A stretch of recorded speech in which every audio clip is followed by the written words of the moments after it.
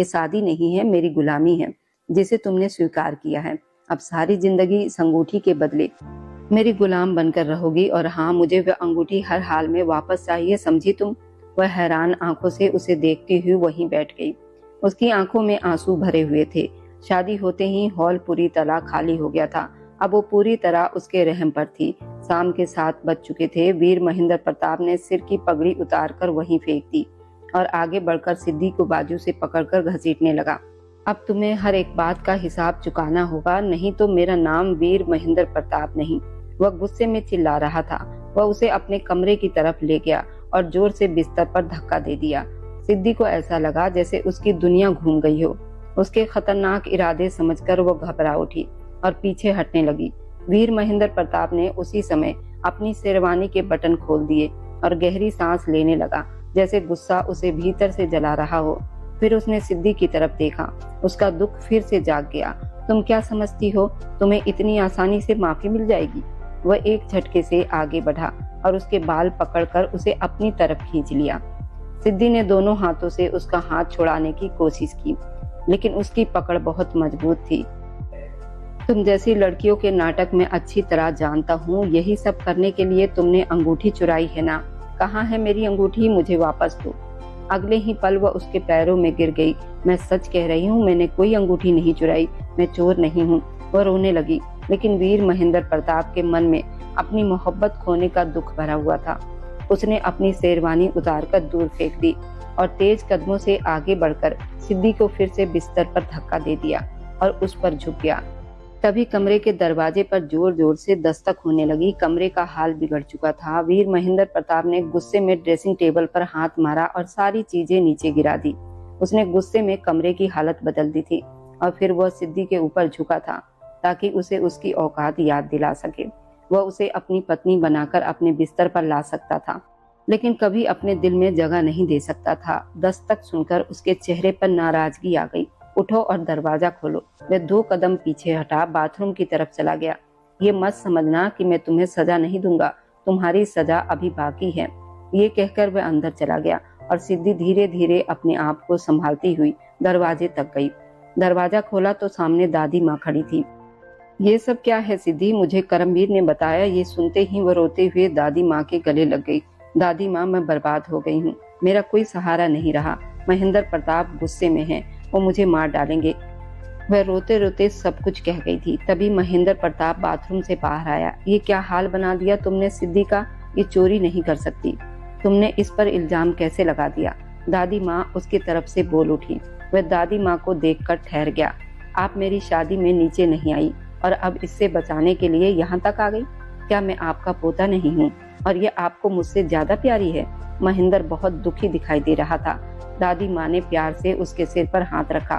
तुम मेरे पोते हो, मेरी जान हो, तुमने सही फैसला किया, लेकिन इस बच्ची पर जुल्म मत करो, ये अनाथ है। उन्होंने प्यार से सिद्धि का चेहरा थपथपाया, जो बेहोश होकर जमीन पर गिर गई थी। दादी माँ ने तुरंत महेंद्र से कहा, इसे उठाओ और बिस्तर पर लिटाओ और होश में लाओ। महेंद्र ने मन न होते हुए भी उनकी बात मान ली। उसने सिद्धि को उठाकर बिस्तर पर बिठाया। अब इसे कंबल उठाओ और होश में लाओ। ये लो पानी। महेंद्र ने अनिच्छा से कंबल उसके ऊपर डाल दिया और हाथ में पानी लेकर उसके चेहरे पर छींटे मारे तो वह धीरे धीरे होश में आई। बेटा, डरने की जरूरत नहीं है, महेंद्र अब गुस्सा नहीं करेगा। ये सुनते ही वीर महेंद्र प्रताप ने मुंह फेर लिया और दादी माँ धीरे धीरे कमरे से बाहर चली गई। दरवाजा बंद हुआ। महेंद्र ने गुस्से भरी नजरों से उसे देखा। उठो यहाँ से, वह चिल्लाया, ये मेरी जगह है, तुम्हें मैं गुलाम बनाकर लाया हूँ, एहसान करके नहीं, समझी तुम? सिद्धि तुरंत उठी और आंखों में आंसू लिए सोफे पर जाकर बैठ गई। मेरा बस चले तो मैं तुम्हें इस कमरे में भी ना रहने दूं, लेकिन मैं मजबूर हूँ। याद रखना, तुम्हारी सजा अभी खत्म नहीं हुई। ये कहकर उसने लाइट बंद की और बिस्तर पर लेट गया। उसकी आंखों से नींद दूर थी। दूसरी तरफ सिद्धि की सिसकियां भी उसे परेशान कर रही थी। अगले ही पल वह उठा, उसका हाथ पकड़ा और उसे दरवाजे के बाहर निकाल दिया। आगे से मैं तुम्हारा चेहरा भी नहीं देखना चाहता, यहाँ से चली जाओ। वह जोर से चिल्लाया तो सिद्धि मुंह पर हाथ रखकर रोती हुई बाहर निकल गई। दादी माँ के कमरे में जाने की गलती मत करना। जहाँ जाना है जाओ, लेकिन मेरे पास आने की गलती मत करना, समझी तुम? उसने उंगली उठाकर उसे चेतावनी दी और फिर वापस कमरे में चला गया। समीरा की यादें उसके मन में फिर से उमड़ आई। और वह जोर से चिल्लाया। उस चीख ने उसके दिल को और तोड़ दिया था। फिर रात धीरे धीरे गुजर गई। अगली सुबह उसकी आंख खुली तो कमरे के दरवाजे पर हल्की सी दस्तक हुई। खुला है, अंदर आ जाओ। वे आंखें मलते हुए उठा। सामने देखा तो हैरान रह गया। सिद्धि नहाकर साफ कपड़े पहने, बाल खुले और सिर पर दुपट्टा रखे, हाथ में नाश्ते की ट्रे लेकर खड़ी थी। तुम यहाँ क्या कर रही हो? उसके चेहरे पर फिर से गुस्सा आ गया और उसने पूछा। वो बोली, दादी माँ ने कहा था कि आप सुबह जल्दी नाश्ता करते हैं, इसलिए। वह अपनी बात पूरी भी नहीं कर पाई थी कि उसने ट्रे पर हाथ मार दिया और पूरी ट्रे नीचे गिर गई। चाय का कप उड़कर उसके पैरों में गिरा। गरम चाय ने उसका पैर जला दिया। दर्द से वह जोर से चीख पड़ी और जमीन पर बैठकर अपने पैर को पकड़कर रोने लगी। वीर महेंद्र प्रताप एक पल के लिए चुप रह गया।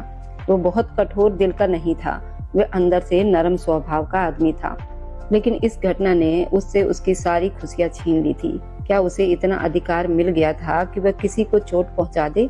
एक पल के लिए उसका दिल जोर से धड़का, लेकिन अगले ही पल उसने मुंह फेर लिया। मेरे सामने मत आया करो, नहीं तो यही होगा। वही धीमी आवाज में कहकर कमरे से बाहर निकल गया और सिद्धि आंसुओं के साथ यही सोचती रही, क्या उसकी जिंदगी इसी तरह गुलामी में बीतेगी? उसे उस गलती की सजा मिलती रहेगी जो उसने की ही नहीं थी। महेंद्र प्रताप कमरे से बाहर निकला तो उसे दादी माँ के कमरे से बहुत लोगों की आवाज सुनाई दे रही थी। वह अंदर गया, हैरान रह गया। दादी माँ ने नौकरों की जैसे पूरी टोली इकट्ठी कर ली थी। ये सब क्या है? वह वहाँ आकर बैठा तो दादी माँ मुस्कुराई। दूल्हे राजा, आज आप आराम करो, आज आपकी शादी की पहली सुबह है। ये सुनकर उसने झुंझलाकर सिर हिलाया। मैं पूछ रहा हूँ दादी, ये सब क्या है? उसका इशारा नौकरों की तरफ था। अरे तुम्हारे विवाह के बाद की दावत के लिए सब सोच रही हूँ। तुम्हारी माँ अनिला ने भी हाथ खड़े कर दिए हैं और तुम भी किसी बात पर ध्यान नहीं दे रहे। अब मुझे ही सब करना पड़ेगा ना। ये लो, ये सारा खाना बनाना है, शाम तक सब तैयार हो जाना चाहिए। बड़ी दावत होगी ताकि सब लोग जान ले कि ये कोई साधारण दावत नहीं है, बल्कि वीर महेंद्र प्रताप की शादी की दावत है। ये सुनते ही वह अपनी जगह से खड़ा हो गया। कोई दावत नहीं होगी और ना ही कोई समारोह होगा। आप सब लोग बाहर जाइए।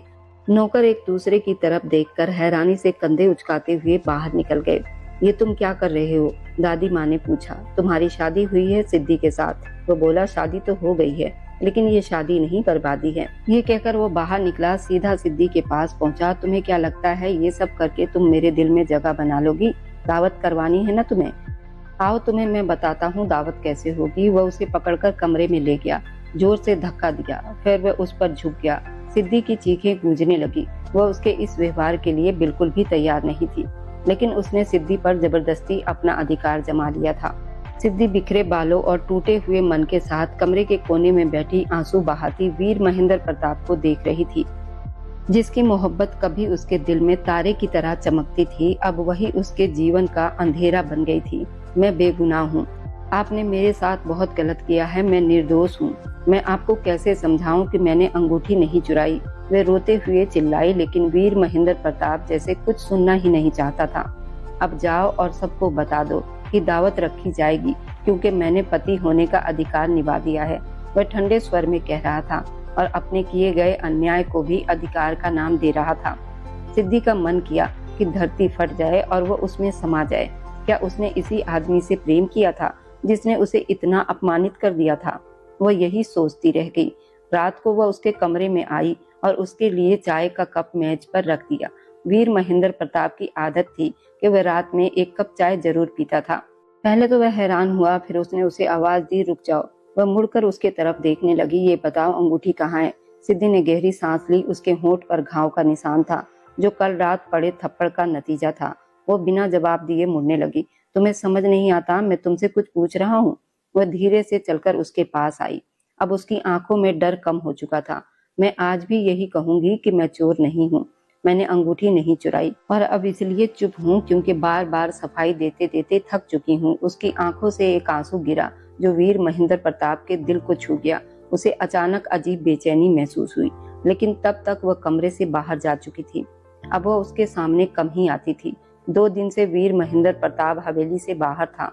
उसे सिद्धि की कोई परवाह नहीं थी, लेकिन जब वो वापस लौटा तो उसके दिल में अजीब सी बेचैनी थी। जैसे ही वह कमरे में गया तो हैरान रह गया। सिद्धि उसके बिस्तर पर कंबल ओढ़े गहरी नींद में सो रही थी। उसे इस तरह आराम से देखकर उसका गुस्सा भड़क गया। वह आगे बढ़ा और उसके गले की तरफ हाथ बढ़ाया। लेकिन जैसे ही उसे छुआ वह चौंक गया। सिद्धि तेज बुखार में जल रही थी। वह कुछ पल के लिए वहीं खड़ा रह गया। उसे गुस्सा इसलिए भी आया था क्योंकि वह अपने दोस्त के पास से लौटा था, जहां उसे पता चला कि उसकी पुरानी मंगेतर समीरा की शादी हो रही है और बहुत धूमधाम से हो रही है। बड़े घर के लोग, बड़ी दावत हो रही थी और सब शादी में जा रहे हैं। यह सुनकर वीर महेंद्र प्रताप को अपने अपमान का एहसास हुआ और वह गुस्से में कमरे में आया था, लेकिन अब सिद्धि को इस हालत में देखकर रुक गया। जैसे ही उसने उसे छुआ, सिद्धि डरकर चिल्ला उठी थी, बचाओ बचाओ, मैंने कुछ नहीं किया, मुझे माफ कर दो, मैंने अंगूठी नहीं चुराई। वो बुखार में बड़बड़ा रही थी। वह वीर महेंद्र प्रताप ने तुरंत उसके मुंह पर हाथ रखकर उसे शांत किया और उसके सिर पर हाथ फेरकर चुप करवाया। अचानक उसे इस मासूम लड़की पर दया आ गई। उसने पानी लाकर कपड़े भिगोकर उसके माथे पर रखे तो सिद्धि ने धीरे से आंखें खोल दी और उठने लगी। वीर महेंद्र प्रताप ने कहा, लेटी रहो, उठने की जरूरत नहीं है, आराम करो, दवाई ली तुमने और खाना खाया था? इतने सारे सवाल एक साथ सुनकर सिद्धि हैरान रह गई, क्योंकि यही आदमी उसे अपनी जिंदगी की सबसे बड़ी गलती कह चुका था। उसने बस सिर हिलाकर हाँ कर दी, फिर धीरे से बोली, दवाई के पैसे नहीं थे। ये सुनते ही वीर महेंद्र प्रताप को ऐसा लगा जैसे किसी ने सबके सामने उसे थप्पड़ मार दिया हो। तुम मुझसे कहती ना। उसने तुरंत एक नौकर को आवाज दी, लेकिन रात के समय कोई जवाब नहीं मिला, इसलिए वो खुद बाहर निकल गया। तभी रसोई के पास खड़े रामदीन की आवाज सुनाई दी, जो मोबाइल पर किसी से बात कर रहा था कि साहब को अभी तक अंगूठी का पता नहीं चला है।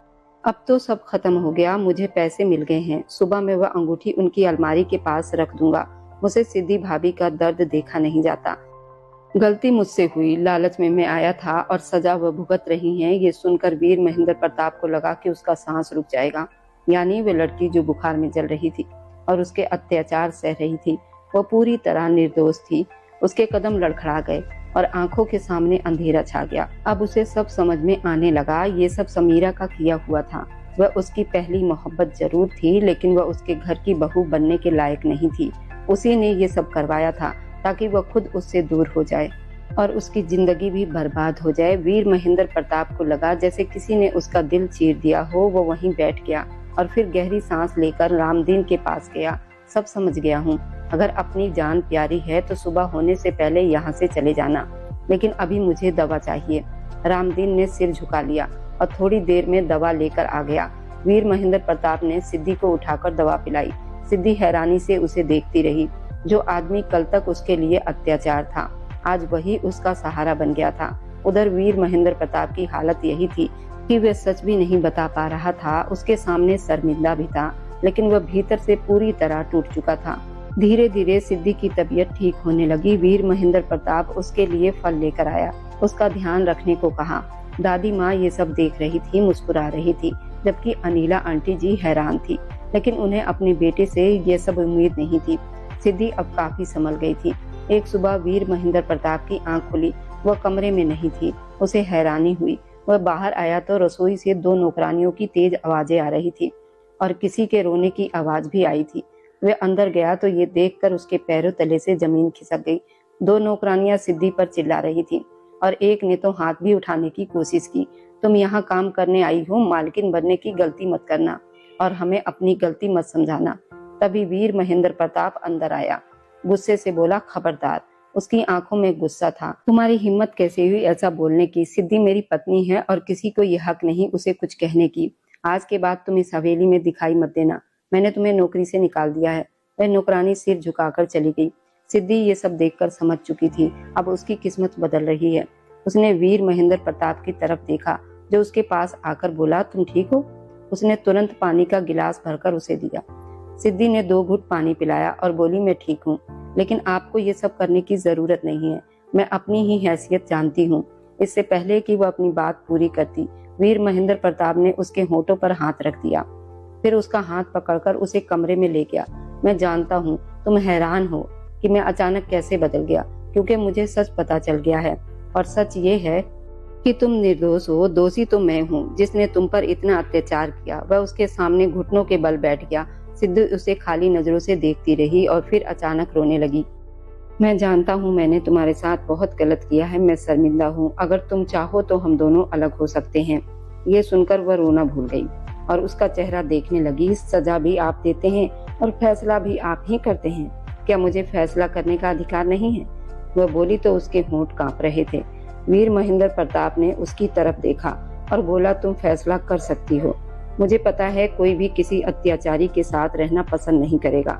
मैं धोखे में था, प्रेम में धोखा मिला तो मैंने तुम्हें भी दोषी समझ लिया, लेकिन असली दोषी तो मेरे अपने निकले। अब शायद तुम मेरे साथ रहना नहीं चाहोगी।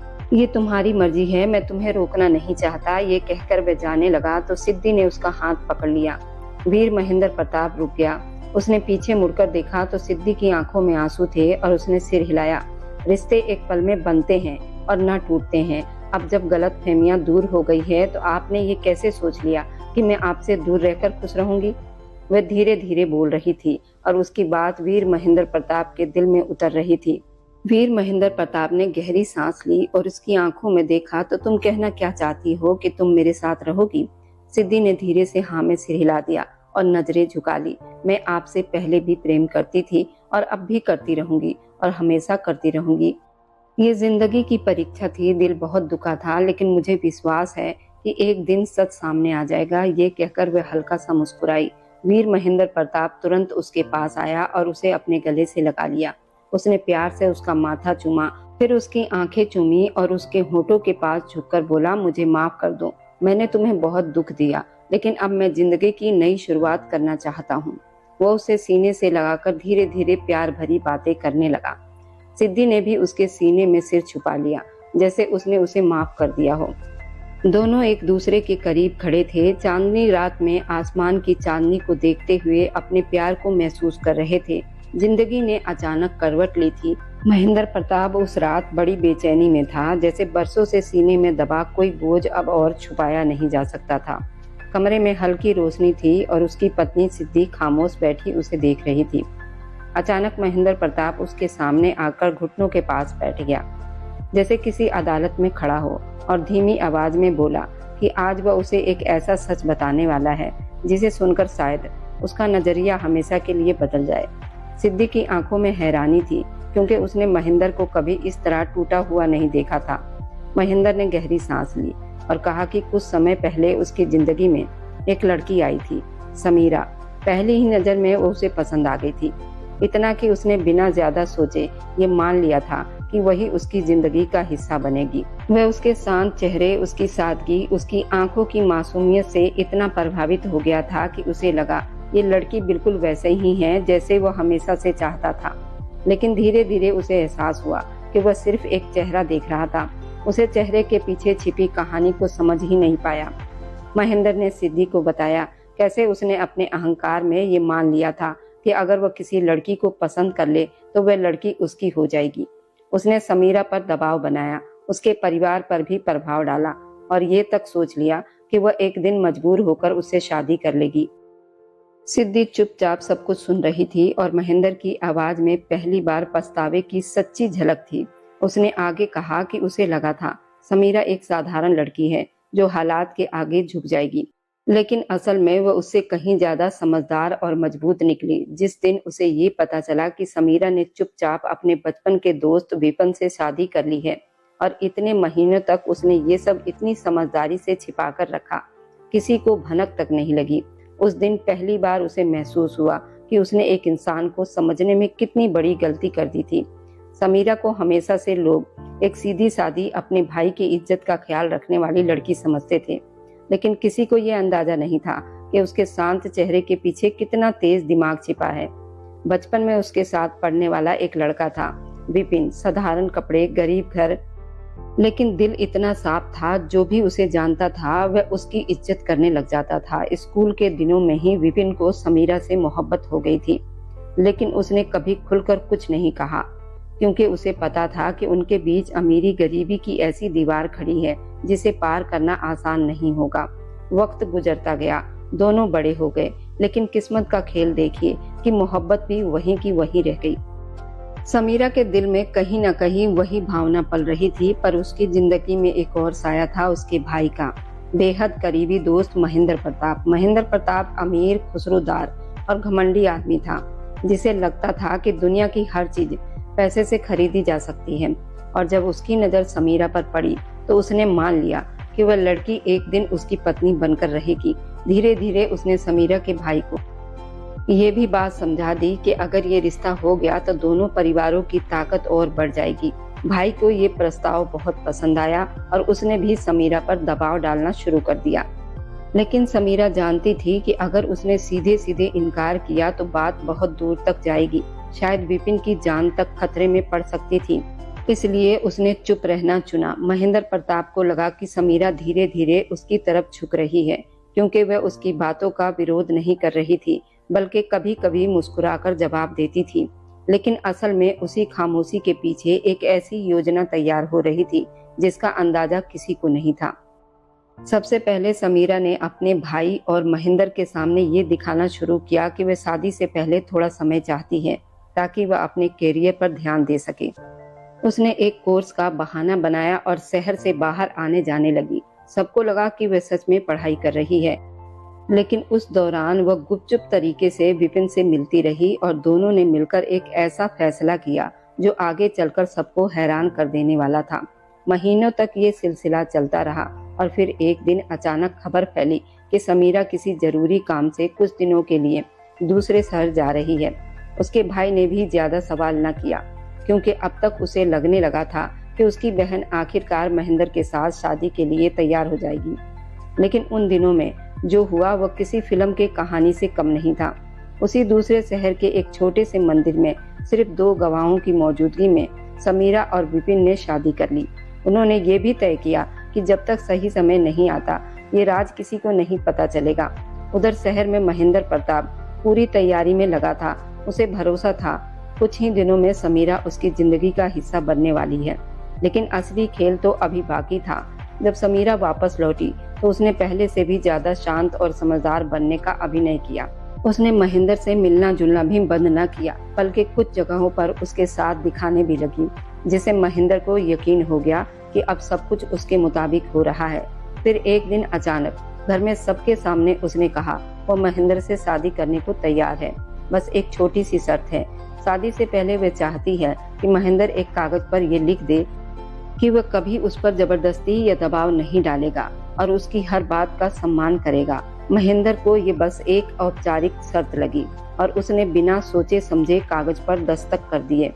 किसी को ये समझ नहीं आया कि वह कागज असल में एक कानूनी बयान था, जिसमें महेंद्र खुद ये स्वीकार कर रहा था कि उसने कभी भी समीरा के साथ जबरदस्ती नहीं की और न ही उसके जीवन के फैसलों में दखल देगा। और फिर आया वो दिन जिसने सबका दिमाग सुन कर दिया। महेंद्र प्रताप पूरे परिवार के साथ बड़े धूमधाम से रिश्ता पक्का करने के लिए समीरा के घर पहुंचा। सब लोग बैठे थे, माहौल खुशियों से भरा हुआ था। तभी अचानक समीरा कमरे से बाहर आई, लेकिन उसके साथ एक और शख्स था। साधारण कपड़े पहने वह लड़का चुपचाप खड़ा था, विपिन। सबकी नजरें उस पर टिक गई, उससे पहले कि कोई कुछ समझ पाता। समीरा ने बहुत शांत आवाज में कहा कि महेंद्र प्रताप अब इस घर में मेहमान की तरह आए हैं, क्योंकि जिस लड़की से वह शादी करने का सपना देख रहे थे वह लड़की कई महीने पहले शादी कर चुकी है। कमरे में सन्नाटा छा गया। महेंद्र प्रताप का चेहरा गुस्से से लाल हो गया। उसने चीखते हुए पूछा कि ये सब क्या मजाक है। तब समीरा ने धीरे से अपनी फाइल खोली और उसमें से शादी का रजिस्ट्रेशन सर्टिफिकेट और वही कागज निकाला जिस पर महेंद्र के हस्ताक्षर थे। उसने कहा कि अब अगर महेंद्र किसी भी तरह का दबाव बनाएगा तो कानून के हिसाब से वही फंस जाएगा, क्योंकि उसने खुद लिख कर दिया है कि वह उसके फैसलों में दखल नहीं देगा। ये सुनकर सब स्तंभबद्ध रह गए, लेकिन असली झटका अभी बाकी था। विपिन ने जेब से एक पुरानी डायरी निकाली, समीरा की तरफ देखते हुए मुस्कुराया। समीरा ने वह डायरी सबके सामने खोलकर दिखाई। उसमें बचपन की लिखावट में एक लाइन लिखी थी, अगर कभी दुनिया हमें अलग करने की कोशिश करेगी तो हम पहले ही शादी कर लेंगे ताकि कोई हमें अलग ना कर सके। ये वही डायरी थी जो उसने 7वीं क्लास में लिखी थी और तब पहली बार सबको समझ आया कि जिस चाल को सब आज की चाल समझ रहे थे वे तो सालों पहले 2 मासूम बच्चों ने स्कूल की बेंच पर बैठकर तय कर ली थी। फिर सिद्धि ने महेंद्र प्रताप को अपने गले से लगा लिया और धीमी आवाज में कहा, महेंद्र प्रताप, एक बात याद रखिए, जिस आदमी को किसी औरत की सच्ची चाहत मिल जाए उससे ज्यादा किस्मत वाला कोई नहीं होता। आप उस प्यार के पीछे भागते रहे जिसे सिर्फ आप चाहते थे, समीरा नहीं। एक तरफा मोहब्बत में बस जलन और दर्द मिलता है। एक दिल हमेशा तड़पता है और दूसरे को फर्क तक नहीं पड़ता। लेकिन इधर देखिए, एक बेसहारा लड़की बरसों से आपसे इतना प्यार करती है कि पूरी दुनिया भी उसके सामने आ जाए तो भी आपको अपने दिल से नहीं निकाल सकती। मैं बचपन से ही आपसे मोहब्बत करती हूँ। बस गरीबी अमीरी ने मेरे होठों पर ताला लगा रखा था और दादी भी मेरे इस प्रेम को पहचान चुकी हैं। तभी तो उन्होंने हमेशा मुझे ही इस घर की बहू देखना चाहा। उसकी आंखों में बरसों का छुपा प्यार चमक रहा था, इसलिए अब आपको पछताने की कोई जरूरत नहीं है। आपकी प्रेमिका तो हमेशा से आपके सामने ही खड़ी थी, बस आप उसे देख नहीं पाए। आइए महेंद्र प्रताप, अब हम ऐसी प्रेम कहानी लिखेंगे जिसे दुनिया अपने इतिहास के पन्नों में याद रखेगी। ये सुनकर महेंद्र प्रताप की आंखें भीग गईं। उन्होंने अपनी पत्नी सिद्धि को कसकर गले से लगा लिया और धीमी आवाज में उससे माफी मांगी, जैसे पहली बार उन्हें उस सच्चे प्यार का एहसास हुआ हो जो हमेशा उनके इतना करीब था। उस रात हवेली की खामोशी में दो दिलों के बीच की दूरियां हमेशा के लिए मिट गई। वे देर तक एक दूसरे का हाथ थामे अपने बचपन की छोटी छोटी यादें साझा करते रहे और उसी रात से उनकी जिंदगी का एक नया अध्याय शुरू हुआ, जहां दर्द की जगह भरोसा था, अधूरी मोहब्बत की जगह वो प्रेम था जो वक्त के साथ और भी गहरा होता चला गया। और कहते हैं उसी दिन से हवेली की कहानी भी बदल गई, क्योंकि इतिहास अक्सर वही प्रेम लिखता है जो देर से सही लेकिन सच्चाई के साथ अपनी मंजिल तक पहुंच ही जाता है। जाते जाते बस दिल से एक छोटी सी गुजारिश है, आप जहां से भी मेरी ये वीडियो देख रहे हैं, कमेंट में अपने शहर और राज्य का नाम जरूर लिखिए। आपके कमेंट मेरे लिए किसी अनमोल तोहफे से कम नहीं होते। और जो लोग अपना कीमती समय देकर मेरी कहानियों को देखते हैं, लाइक और शेयर करते हैं, उन सबका मैं दिल से धन्यवाद करती हूँ। अगर आज की कहानी ने आपके दिल को छुआ हो तो वीडियो को लाइक करें, अपने दोस्तों तक जरूर पहुँचाएं और हमारे इस छोटे से परिवार का हिस्सा बनने के लिए चैनल को सब्सक्राइब करना ना भूलें, क्योंकि आपका हर सब्सक्राइब मेरे लिए आपका प्यार और भरोसा है। फिर मिलेंगे एक नई भावनाओं से भरी कहानी के साथ। तब तक खुश रहिए, स्वस्थ रहिए, हमेशा मुस्कुराते रहिए।